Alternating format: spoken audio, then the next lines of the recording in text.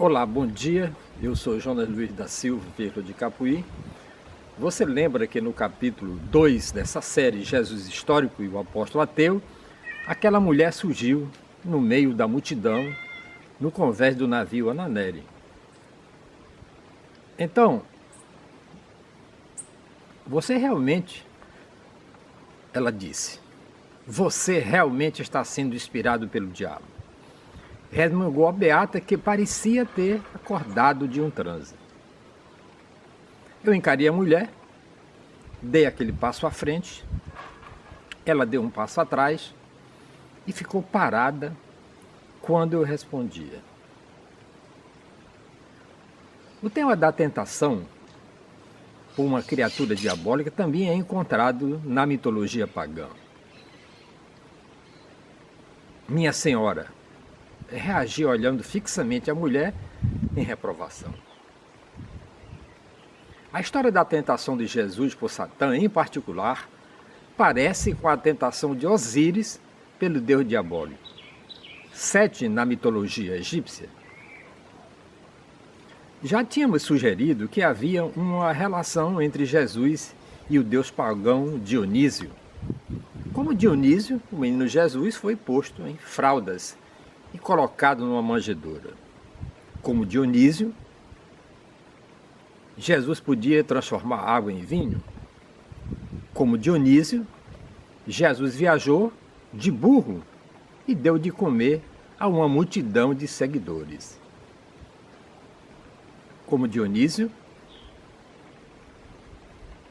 Jesus sofreu e foi objeto de escárnio. Alguns primitivos cristãos afirmam que Jesus tinha de fato nascido, não no estábulo, mas numa caverna como Dionísio. De onde a história de Jesus crucificado veio? Ouvi no meio da multidão esta pergunta. E era um padre perplexo, surgido, não sei como, da multidão. Só sei que ele apareceu de repente. Mais tarde eu descobri que era o padre da capela do navio, atraído pela multidão. Eu até gostei. Agora tinha dois me inquirindo, um padre e um rabino. Parece ter resultado de várias origens, afirmei olhando fixamente para o vicário. Em primeiro lugar, houve 3 personagens históricos durante o período romano que as pessoas pensavam ser o Messias e que foram crucificadas pelos romanos. A saber, Ioúda, da Galiléia, em 6 d.C., Teudas, 44 d.C., e Benjamim, o egípcio, 60 d.C. Se pensava que estas 3 pessoas eram o Messias. E elas foram naturalmente confundidas com Jehu e Ben-Estada. Ieúda da Galiléia tinha pregado na Galiléia e tinha arranjado muitos seguidores antes de ser crucificados pelos romanos. A história do ministério de Jesus na Galiléia parece ter sido baseada na vida de Ieúda da Galiléia. Esta história é a crença de que Jesus viveu em Nazaré, na Galiléia, reforçando-se mutuamente. A crença de que alguns dos discípulos de Jesus foram mortos em 44 d.C. por Agripa, parece ser baseada no destino dos discípulos de Teuda. Ben-Estada tinha vindo do Egito. E naturalmente que ele tinha sido confundido com Benjamim, o egípcio. Eles foram também provavelmente contemporâneos. Alguns escritores modernos até sugeriram que eles foram a mesma pessoa, apesar disso não ser possível, pois as histórias das suas mortes são completamente diferentes. O padre babava de raiva e disse: olha, garoto, você precisa ler os Atos dos Apóstolos do Novo Testamento. Eu respondi: só se for mais uma vez. Porque eu comecei a ler a Bíblia aos 8 anos e eu era o leitor da casa. E comecei a ler os Atos dos Apóstolos antes de ler qualquer coisa dos 4 evangelistas canônicos. Nos Atos dos Apóstolos do Novo Testamento, que eu usava o livro de Flávio Joséfo, Antiguidade Judaica, em 93, 94 depois de Cristo. Como referência, é deixado claro que o autor considerou Jesus e Euda da Galileia, Teudas e Benjamim do Egito como 4 pessoas diferentes. No entanto, naquela altura, já era muito tarde para anular as confusões que já tinham acontecido antes do Novo Testamento ter sido escrito. E a ideia da crucificação de Jesus tinha se tornado uma parte integral do mito. O padre ficou mais furioso ainda. Quer dizer que você acha que a crucificação não existiu e você classifica a crucificação de Jesus como um mito? Eu respondi, é claro, seu padre. Surgiu a ideia de que Jesus tinha sido executado na véspera da passagem. Esta crença é aparentemente baseada na execução de Exu. A passagem, como o senhor sabe, ocorre quando no equinócio da primavera, um evento considerado importante pelos astrólogos durante o Império Romano. Como o senhor deve ter estudado lá no seminário, os astrólogos pensavam nesta época como a época do cruzamento de 2 círculos celestes astrológicos. E este evento era simbolizado por uma cruz. Deste modo, acredita-se que Jesus tenha morrido na cruz. O mau entendimento deste termo por aqueles que não eram iniciados nos cultos astrológicos e foi outro fator que contribuiu para a crença de que Jesus tenha sido crucificado, seu padre. Como o senhor deve ter lido, seu padre, num dos primeiros documentos cristãos, os ensinamentos dos 12 apóstolos, não há menção de Jesus ter sido crucificado. E o sinal de uma cruz no céu é usado para representar a chegada de Jesus. É de notar que o centro da superstição astrológica no Império Romano foi a cidade de Tarso, na Ásia Menor. O lugar de outro lendário missionário, São Paulo, de onde veio. A ideia de que uma estrela especial tenha anunciado o nascimento de Jesus e que um eclipse solar tenha ocorrido na sua morte é típica da superstição astrológica tarsiana. O padre está indignado. Que a mitologia pagã tem a ver com a história da crucificação? Perguntou. E eu respondi, incontinente. Não deixei ele sequer piscar o olho. O fator que contribuiu para a história da crucificação é, outra vez, a mitologia pagã. O tema de uma divindade ou semidivindade sendo sacrificada contra uma ave, poste ou cruz, e depois ressuscitado é muito comum na mitologia pagã. O senhor deve ter lido no seminário, disse com ironia. Foi encontrado nas mitologias de todas as civilizações ocidentais, estendendo-se desde o extremo oeste, como a Irlanda, até um extremo leste, como a Índia. Em particular, é encontrado nas mitologias de Osíris e Átis, embora os quais eram muitas vezes identificados como Tammuz.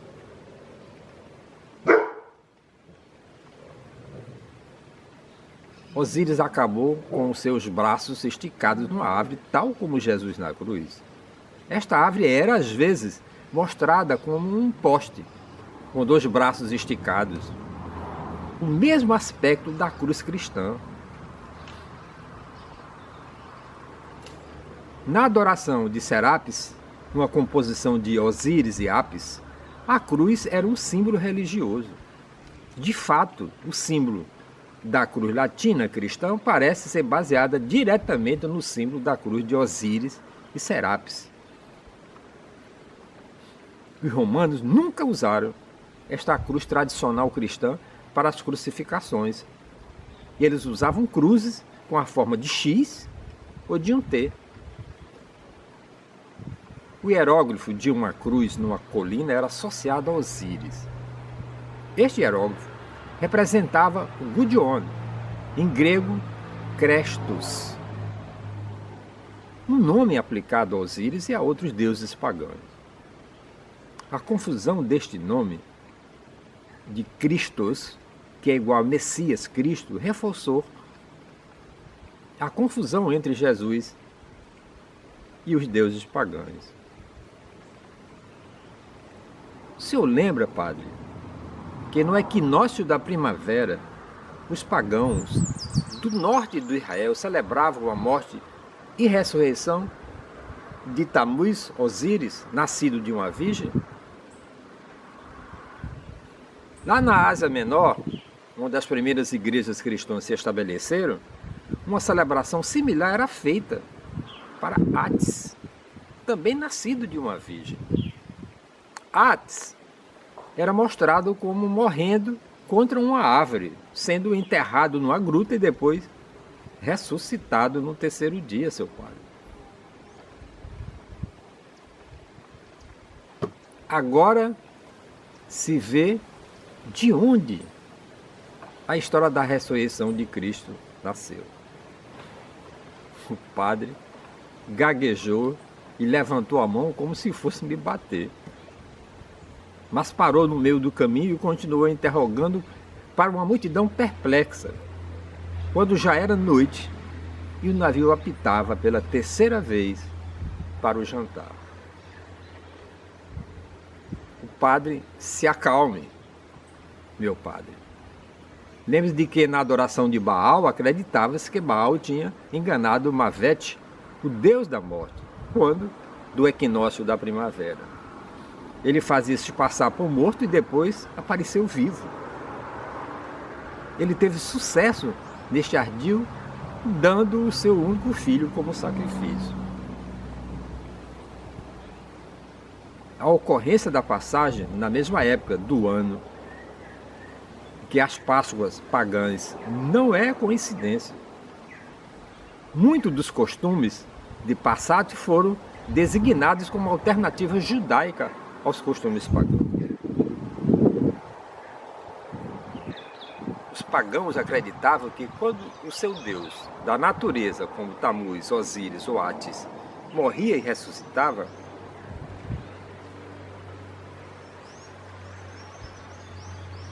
a sua vida ia para as plantas usadas pelo homem como comida. O matzah, feito da colheita da primavera, era o seu novo corpo, e o vinho das uvas era o seu novo sangue. No judaísmo, o matzah não era usado para representar o corpo de um deus, mas o pão do homem pobre e para os judeus comerem antes de saírem do Egito.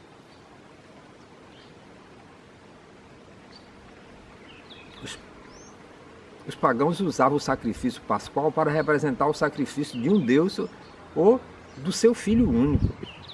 Mas no judaísmo, usou para representar a refeição comida antes de sair do Egito.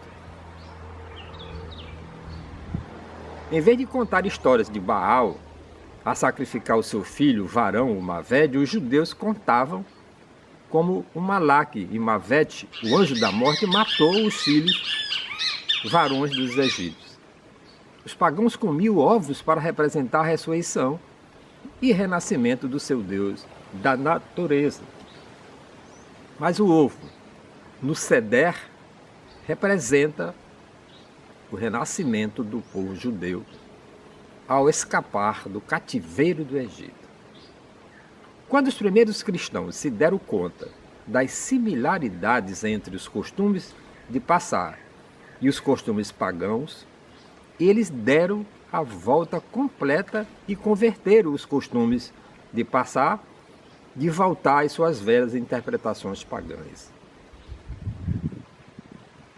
O padre agora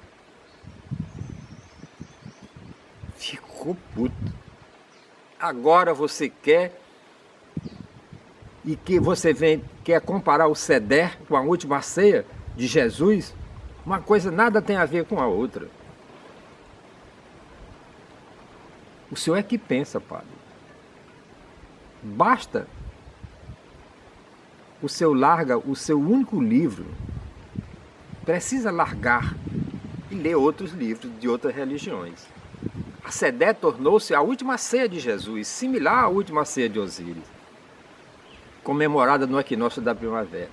O Matzah é o vinho tornado-se novamente no corpo e sangue de um falso Deus, desta vez Jesus. Os ovos da Páscoa são novamente comidos para comemorar a ressurreição de um Deus e também o renascimento, obtido pela aceitação do seu sacrifício na cruz. O mito da última ceia é particularmente interessante. Como foi mencionado, a ideia básica da última ceia, ocorrer no equinócio vernal, vem da história da última ceia de Osíris. Na história cristã, Jesus está presente com 12 apóstolos. O padre interrompe com a mão na cabeça em tom de desespero. Você realmente é maluco.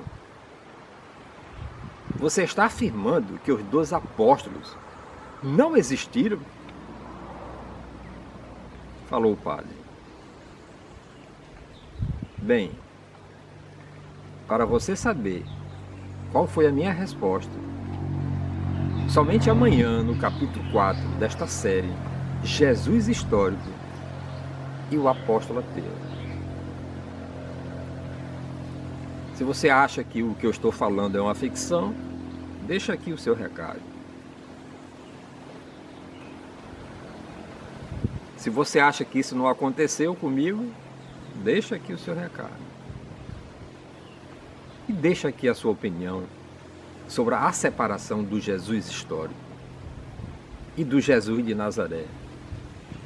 Principalmente o Jesus de que fala os 4 apóstolos dos evangelhos canônicos e o que fala Paulo de Tarso. Que sem Paulo de Tarso, sem esse Jesus, esse Cristo, na visão de Paulo, ele não teria aparecido e nós não teríamos uma das maiores religiões do mundo. Eu sou Jonas Luiz da Silva Vieira de Capuí. Muito obrigado por me acompanhar diariamente aqui pelo YouTube. E até amanhã.